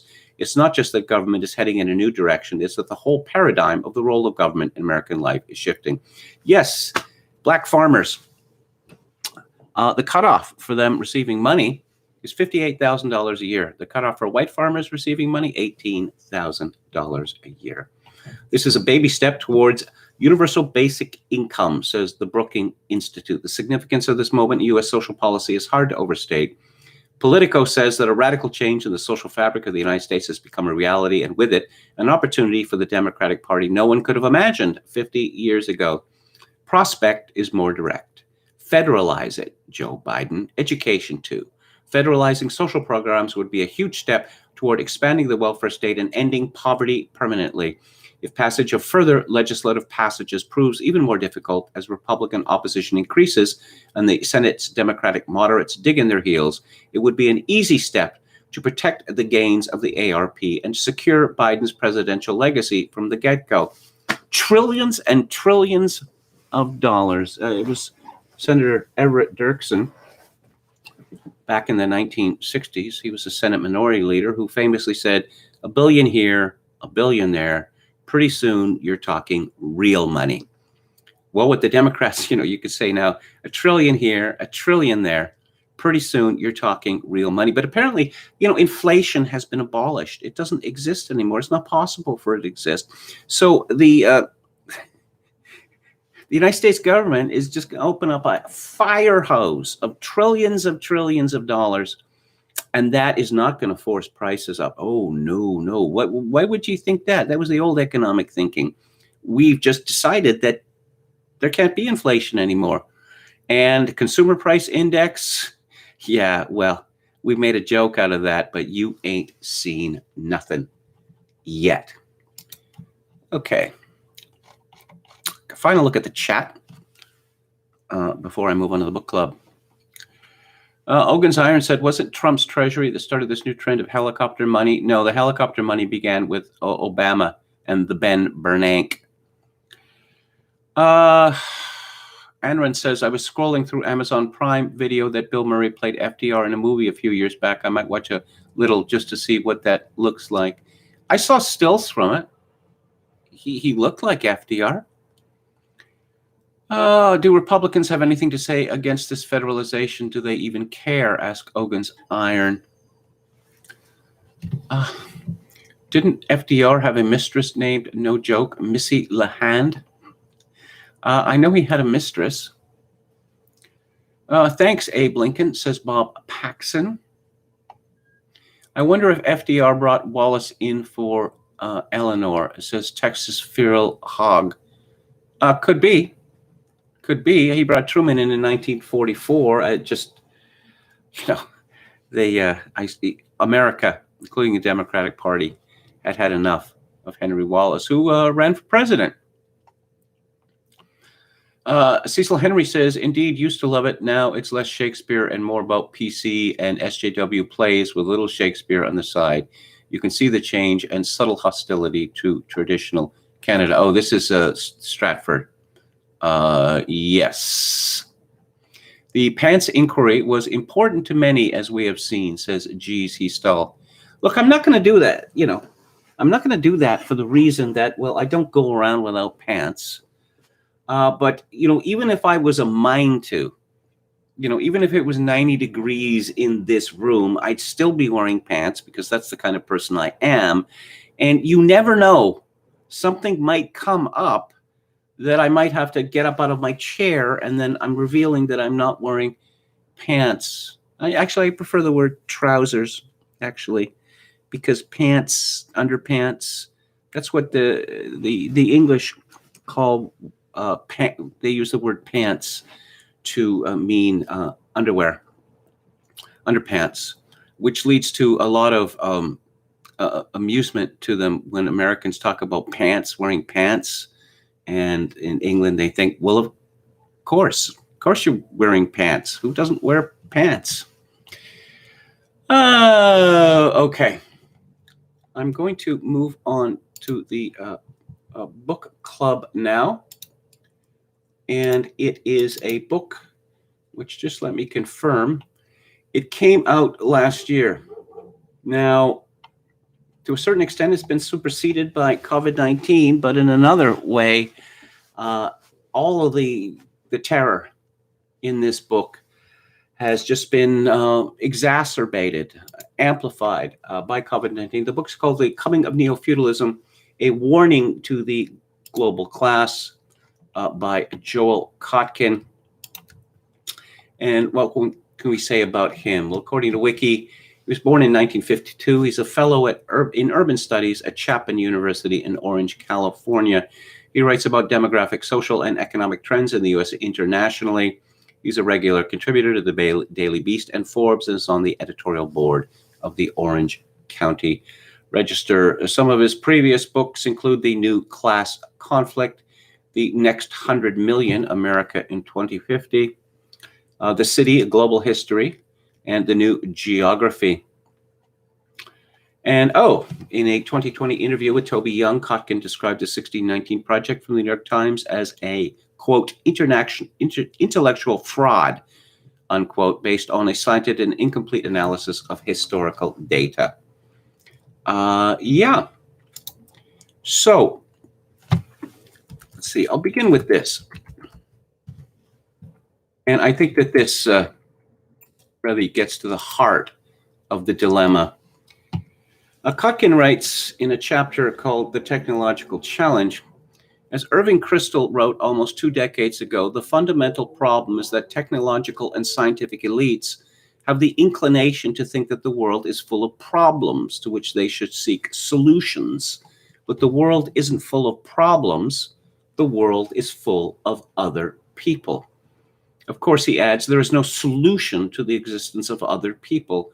All you can do is figure out a civilized accommodation with them. Well, that's very old school. You know, that's very old school. Even to his son, Irving Kristol, very wise man. His son, Bill Kristol, despite his, PhD, he's a dimwit. The book reminded me of this from February of 2017. Bill Kristol says lazy white working class should be replaced by new Americans. Yeah, apparently these white Americans, they have, certain demands or certain wants with the, in terms of wages, say, and hours, say, and treatment by employers, benefits or whatever. No. Let's bring in a new helot class, and they won't care about that sort of thing. Of course, one of the problems with the new helot class is that in the main, they hate America and wish to harm it. And as their numbers increase, their political power does as well. Now, Mark Zuckerberg is one of the leaders of the technocratic elite. And Kotkin doesn't really get into this in the book. But no, of course, Bill Gates or Zuckerberg or, that fellow Tim Cook at Apple, these people, of course, they should be running the world. Well, if you look at Google, if you look at Microsoft, if you look at Facebook, these are, they're toll collectors. Google, how has Google changed? How is it changing? How could it change? Well, it can swallow up all these other companies, and Kotkin goes into that in some detail. Oh, innovation? No. We're not all that interested in innovation. We just buy out the competition. And of course, Kotkin also notes that support of antitrust laws in the United States has collapsed because this is very much to the benefit of the new oligarchy. Let's see. With regard to Zuckerberg, yes, I quite like this. In Chapter 7, The New Legitimizers, Kotkin writes, with populist movements and parties gaining influence not only in North America, but in Europe and Latin America as well, Many have been predicting a new era of authoritarianism as portrayed by George Orwell in 1984 or by Margaret Atwood in The Handmaid's Tale. But the more likely model for future tyranny is Aldous Huxley's Brave New World, where the masters are not hoary Stalinoids or fanatical fundamentalists, but gentle, rational executives known as world controllers. The controllers preside over a world state composed of 5 biologically engineered social castes, from alphas at the top to epsilons at the bottom. Alphas take for granted their preeminence and their right to the labor of lower castes. People no longer have children since humans are developed in vats. Families have been abolished except in a few distant savage reservations.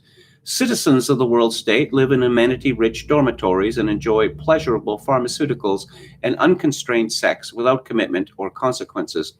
The family-free life is similar to how Mark Zuckerberg described his ideal Facebook employees. Quote, "We may not own a car, we may not have a family. Simplicity in life is what allows you to focus on what's important," unquote. Yeah, you first, Zuckerberg. We. What you mean by we, Kimo Sabi? That very statement, there's so much that can be derived from this statement in terms of what Kotkin describes in the book. We may not own a car. Well, why not? Oh, is it because cars are evil, etc.? No, for the most part, when one is talking about younger millennials and Generation Z, is because they can't afford a car. We may not have a family. Is it because they don't want families? Well, some don't.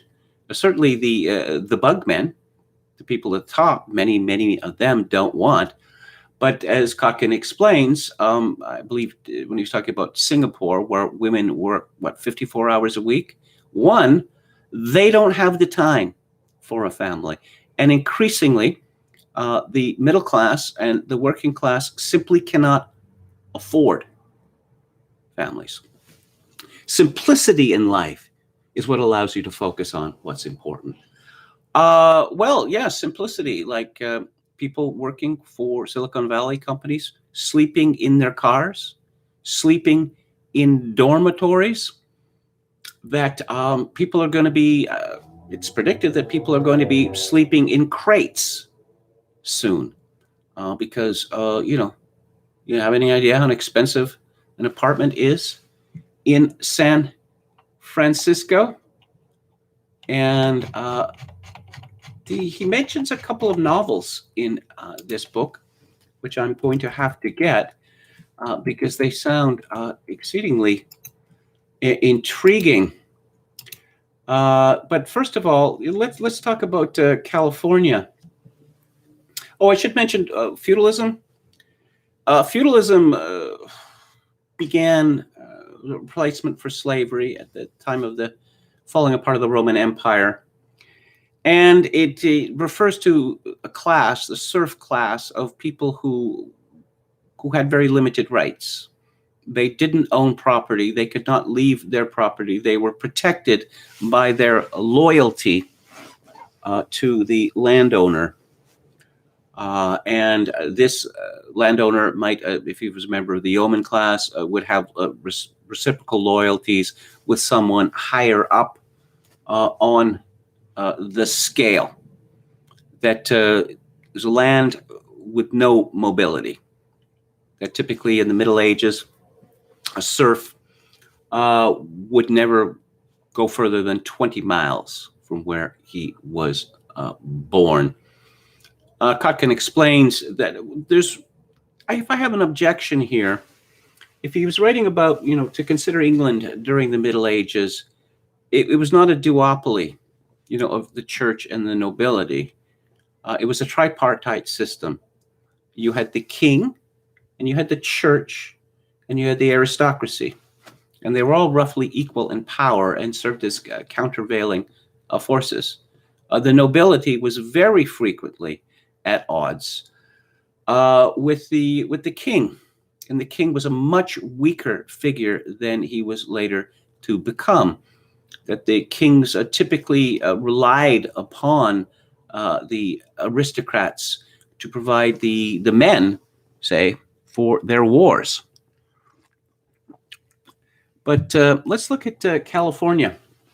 Once America's dream, now America's nightmare. Kotkin writes, perhaps the best way to picture the future contours of high-tech feudalism is to examine the present conditions in its fountainhead, California. Many progressives see golden the state, and especially Silicon Valley, as the harbinger of a better, greener, more egalitarian future, yet the reality could not be more different. Rather than a model of upward mobility, California is now a place dominated by a small class of exceedingly wealthy and well-connected people resembling the nobility of the Middle Ages or the elites of the Gilded Age. California has changed dramatically from the opportunity and rich environment that lured so many millions to the state. Today, more Californians feel the state is headed in the wrong direction than the right. 55% in inland areas. Voters dislike the state legislature even more than they dislike President Trump. Consumer confidence hit a 3-year low in 2019. Social stratification rather than upward mobility now characterizes the social order of California. The state has one of the nation's highest Gini ratios, which measures the inequality of wealth distribution between the richest and poorest residents, and the disparity is growing faster than almost any state outside the Northeast. The gap between middle and upper wages has become the widest in the nation, and while mid-range wages are about the same as those in the rest of the nation, they buy less because of much higher taxes as well as energy and housing costs. California's level of inequality is greater than that of Mexico and closer to that of Central American countries like Guatemala and Honduras than to what is common in developed countries like Canada and Norway. With adjustment for cost of living, California now has the highest overall poverty rate in the United States. Fully 1/3 of welfare recipients in the nation live in California, which is home to barely 12% of the total population. A United Way study in 2017 found that close to 1/3 of the state's families are barely able to pay their bills. Today, 8 million Californians live in poverty, including 2 million children. Research by the Public Policy Institute found that 45.8% of California's children live close to the poverty level, often in substandard housing. This is not by accident. This is by design. Kotkin describes industrialization and the horror that it led to. People living for many generations in substandard housing, squalid conditions, 200,000 prostitutes on the streets of London in the 19th century. Now, industrialization did eventually lead to amelioration of the conditions of the working class. This took time, and much of it came about through political action. Although even at the end of the Second World War, conditions for the working class in Britain were deplorable. In the United States, things were considerably better.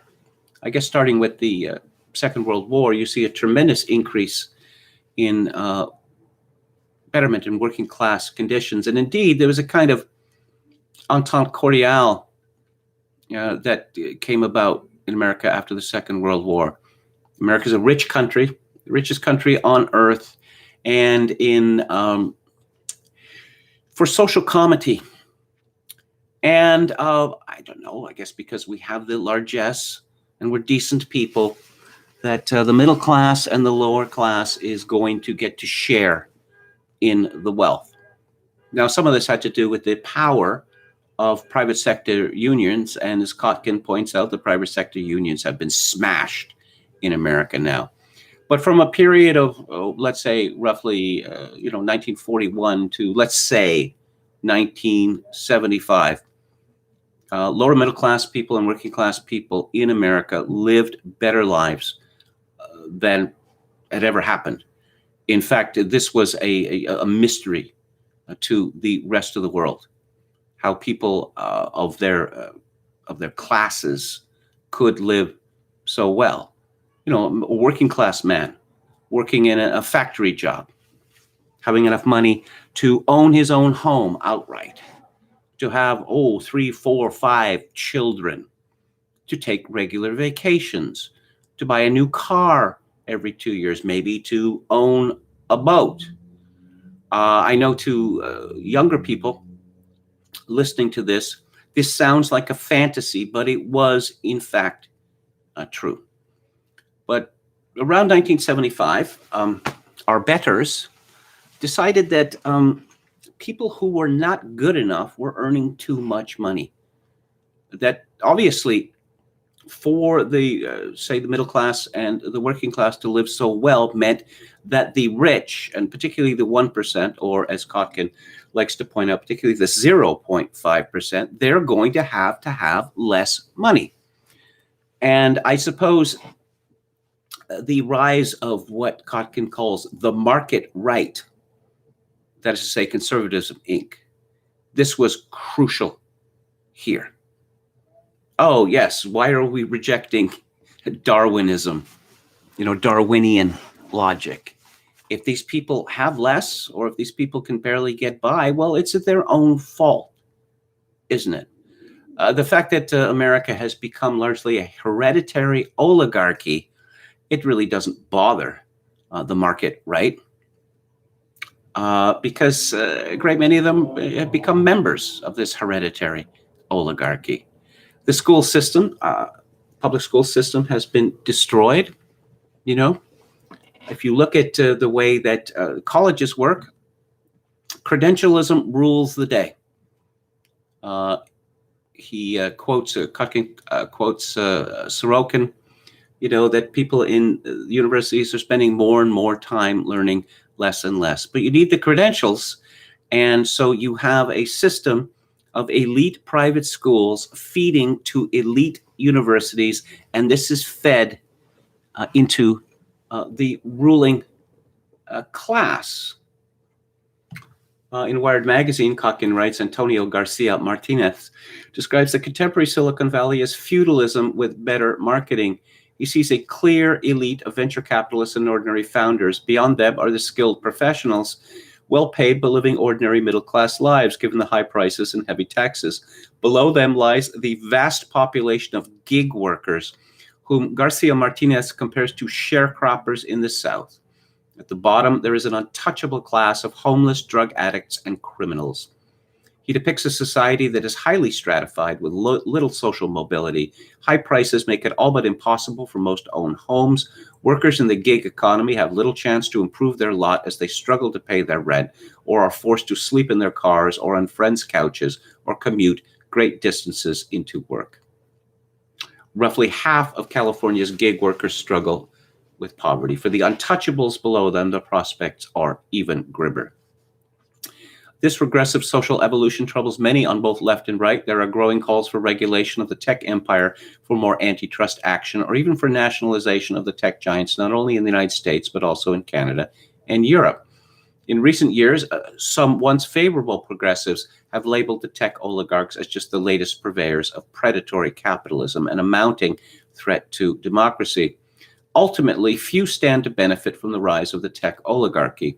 Almost half a century ago, Daniel Bell predicted in his landmark work, The Coming of Post-Industrial Society, that technology would enable those who control it to fulfill a social alchemist dream, the dream of ordering mass society, allowing a small number of technologists and financiers to dominate a huge portion of the economy and the information pipelines, and to monetize every aspect of human behavior seems incompatible with democratic self-determination. Stanley Bing's novel, Immortal Life, portrays a society in the near future that is ruled by tech oligarchs. A chaotic government has essentially been replaced by a cabal of superannuated tech moguls who control 97% of sales in all market sectors, retail, entertainment, agriculture, and so on, through one huge interconnected skein of interests. Democratic government hasn't just been constrained, it has been made superfluous. The overlords implant devices into human brains and plan to dominate the world by controlling the central cloud that all humanity is plugged into. The novel's subtitle calls the story soon to be true, and it may not be awfully far from the mark.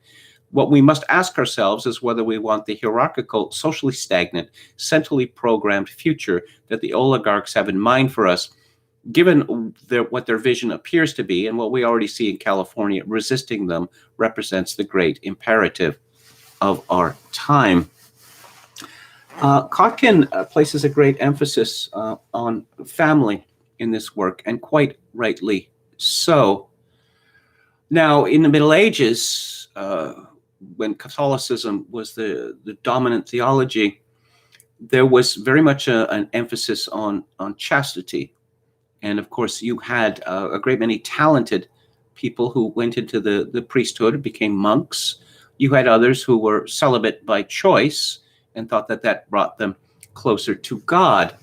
What we see today, as Kotkin explains, that people are celibate, well, perhaps not by choice, because they don't have the ability, the men, to even talk to women. 30% of Japanese at the age of 30 are virgins. That people are increasingly not getting married, and they are not having children. And since there are fewer young people to look after the old people, this results in an influx of foreigners who can be paid less and treated badly. But of course, this leads to tremendous resentment from the original populations, with grave threats of disorder as a result. You know, there's many quotations in this book from the arrogant technocratic elite who just make it clear that they're fed up, I suppose, with everyone who didn't come from a good family and doesn't have an IQ of at least 140. These people do not have the slightest idea of just how precarious their hold is. I suppose that they believe, in the event of unrest, that the governments would send the army in to massacre, protesters, Russian style, Tsarist Russian style. I wouldn't be so sure of that happening. Of course, he writes of gated communities, and there may be squalor. But particularly, he's very good on Chicago. Oh, yes, the Miracle Mile and how glamorous it is. That's about 1/3 of Chicago.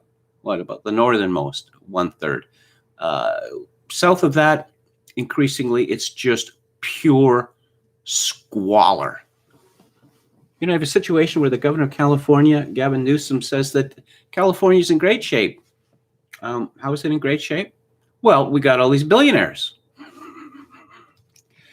As always, you wonder whether someone like Newsom is obtuse or evil. Particularly valuable sociologically, this book is this discussion of the clerisy. And the clerisy is the cognitive elite, which replaced the priesthood.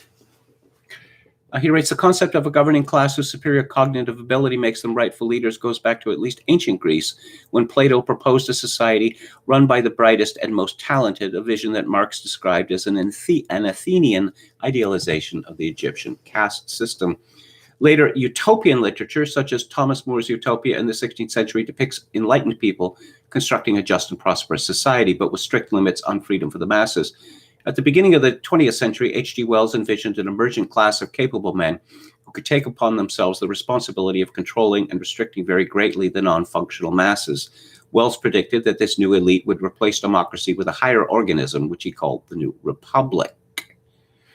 Half a century ago, Daniel Bell recognized an emerging knowledge class composed of people whose status rested on educational attainment and access to knowledge in the post-industrial society. Theoretically, it represents a meritocracy, but this class has become mostly hereditary. As well-educated people, particularly from elite colleges, marry each other and aim to perpetuate their status. Between 1960 and 2005, the share of men with university degrees who married women with university degrees nearly doubled, from 25% to 48%. As Bell observed, parents of high status in a meritocracy will use their advantages to improve their children's prospects, and in this way, after one generation, a meritocracy simply becomes an enslaved class. Michael Lind uses professional and graduate degrees as a way of measuring what he calls the managerial overclass, which includes private and public bureaucrats who run large national and global corporations, as well as directors of nonprofits and university professors. He estimates the overclass to be some 15% of the American population. Charles Murray talks about the new upper class, which he estimates at roughly 2.4 million people out of a country of 320 million. By comparison, the First Estate in France was about 1% of the population on the eve of the revolution. Kotkin explains, what I designate as the clerisy is a group far larger and broader than the oligarchy. It spans a growing section of the workforce that is mostly employed outside of material production, as teachers, consultants, lawyers, government workers, and medical providers. These provisions are largely insulated from the risks of the marketplace. They also make up an increasing proportion of the workforce in the high-income countries. Many of the fastest-growing occupations since 2010 have been in the arts, personal care, and healthcare, usually tied to nonprofits or the state. Meanwhile, those in private sector middle-class jobs, small business owners, workers in basic industries and construction have seen their share of the job market shrink. The picture is similar in Europe. In France, well over 1 million lower-skilled industry jobs have disappeared in the past quarter century, while the numbers of technical jobs have increased markedly in both the public and private realms. Those who work for state industries, universities, and other clerisy-oriented sectors enjoy far better benefits, notably pensions, than those working in the purely private sectors. Now, he had some interesting things to say about the university system. There are not only class divisions between elite schools and the rest, but even a growing class divide within universities in the United States. Administrators, deans, and tenured faculty live in what one writer compares to a modern form of manorialism, where luxury and leisure come as of right. Yet much of the academic work is done by a class that most closely resembles the impoverished parish priests of medieval times. Teaching adjuncts now constitute 70% of the U.S. academic workforce, up from 55% 4 decades ago, and 1 in 4 of this group lives on some form of public assistance. Some of them actually see their commitment to the academy as akin to a monk's vow of poverty. I've known a lot of professors. Spent 12 years working at a university, and it was amusing to me that one of the great, status contests among professors is how many hours do you teach every week? That is to say, the contest is to bring this down as close to 0 as possible. You have teaching assistants. You have people who are paying, a small fortune to go to schools, and some grad student is actually, instructing them, and not a professor, because I don't know, because this professor is already teaching 6 hours a week. It would be unrealistic to demand more. The historian J.B. Barrie in 1913 described the Middle Ages as a time when a large field was covered by beliefs which authority claimed to impose as true, and reason was warned off the ground. It's a little more complicated than that. I think Kotkin is very fair in his discussion of medieval Europe. But I will close with this, that there were rebellions in the Middle Ages, despite the fact that this was condemned by God. But the situation that obtains today is radically different from that. The technocratic oligarchy, despite what they may think about themselves, they are not gods, and they do not proceed from a godhead. There is no apostolic succession for Silicon Valley. So it seems to be the chances of a peasant revolt, if you will, against these people is a fairly good chance of success, because what is the provenance of the authority that the technocratic oligarchy now holds? Oh, we're so smart, are we? Okay. Yeah, I don't think that is going to cut it. This book, well, my ebook version of it, it's 329 pages, but this is meticulously footnoted. So actually only about 180 of them are the monograph itself. I mentioned this because this is not an exhausting read at all. It is well written, lively, and after reading so many books of this type, which are sort of relentlessly informal, I'm pleased to say that this one is not stuffy in the slightest. As I said at the top of the show, I'm loath to call a book important, but this book is important. And if it were up to me, every policymaker, every bureaucrat, every politician in the Western world would have a copy of this book and would be forced to read it. So that is to say, a very high recommendation from me. So those are my thoughts on Joel Kotkin's The Coming Neo-Feudalism. Let's have a final look at the chat before I wrap it up for the week. Are the MSN papers reviewing or ignoring Kotkin's book? There didn't seem to be much interest in Goodreads, actually. Texas Feral Hog says, try to find ways to avoid their products as much as we can. Can't find a New York Times review after a cursory search, says Hauper. Ogan's Iron says, I view them as usurpers. Oh, Richard Florida. Yeah, Coachalango mentions Richard Florida. The Globe and Mail loves this fellow. And I don't know, what, going back 20 years? Gays. You want gays. Do you? Why? Apparently, import gays. Number 2, question marks. Number 3, profit. Gays do not produce children. And children are essential to not just to survival, but to maintaining a civilization. It just occurred to me today that Richard Florida, pushing homosexuality, you see this revolt against nature. But I just realized, I just realized the significance of the trans movement. You see, homosexuality, male and female homosexuality, wasn't radical enough. Because these people, female homosexuals, male homosexuals, they might decide that, oh, I don't want to do that anymore. I want to go back, to the old team. With transsexualism, nope. They're done with. No procreation from them. And apparently, procreation is a very bad thing. Zuckerberg, for all his billions, he has one child with a Chinese physician. He named this child after the Emperor Augustus. Yes, he did. Does this remind anyone of The Omen? It does remind me of The Omen. Halper says, oh, I had this Kotkin confused with Kotkin who writes about Stalin, who is mainstream cred. Well, the Stephen Kotkin, I have reviewed both of his Stalin books, the first 2 volumes of his 3-volume biography. Volume 3 isn't out yet. It's tremendous. It's absolutely tremendous. Chogakin 666, the Kinks. Yeah, I love the Kinks. Too many Kotkins going around. Better Kotkins than Dworkins.